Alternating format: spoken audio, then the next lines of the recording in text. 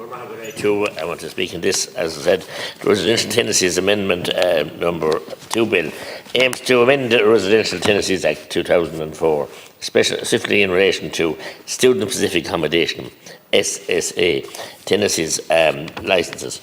The bill stipulates that student accommodation will adhere to the traditional September to May academic year up to 41 weeks unless a student requests a longer tenancy.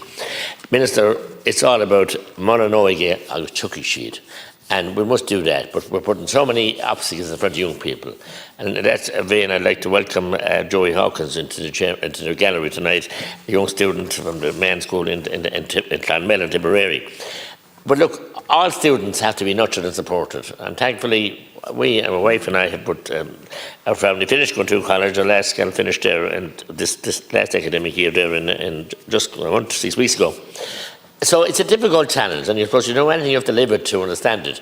And the fear every year, from the time they come out of college, all the summer and back into the September, and they're scrambled in for places, and the exploitation of young people is just not fair in many places. And my Colini, Roishi Godi, and Galif August Godi, and Ballartlee, August Kirkig, so August Limney. So we have experience of the 4 different university cities. And while there are some very good student accommodation providers out there, and we can never knock or stop private development, because without them we wouldn't have many facilities. And I'm a big supporter of the building and stroke for many projects.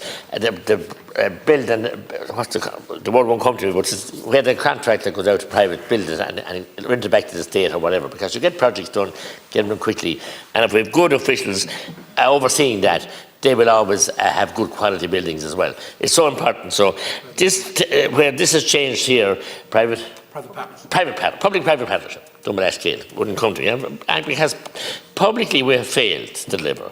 We had wonderful visionaries in this country like Sean Lemass and rural electrification, and they brought the country, and many good people in. And up to the 90s and even the 90s, we built buildings, but everything stopped.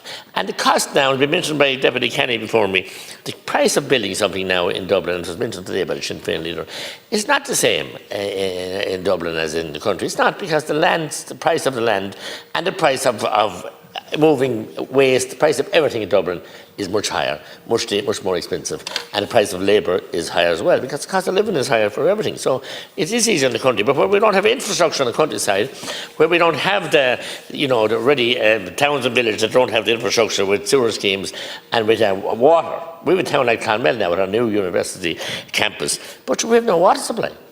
One of the biggest inland towns in the country, used to be the biggest, Athlone now might beat it. We have a totally intermittent supply of water, and Ishke don't seem to give a toss. Water can be off daily or weekly, but it's off all last summer, and one of the wettest summers we got, we were without water in our taps every week, and many weekends. And it's so unsure, and we have one good source from the mountains up beyond the Clonmel Golf Club, up in Pellavanoog. And what are Irish water doing? It's a gravity supply. They're dismantling it. Stopping it. In there probably 200 years, and they want to dismantle it and pump the water back up the hill to meet it.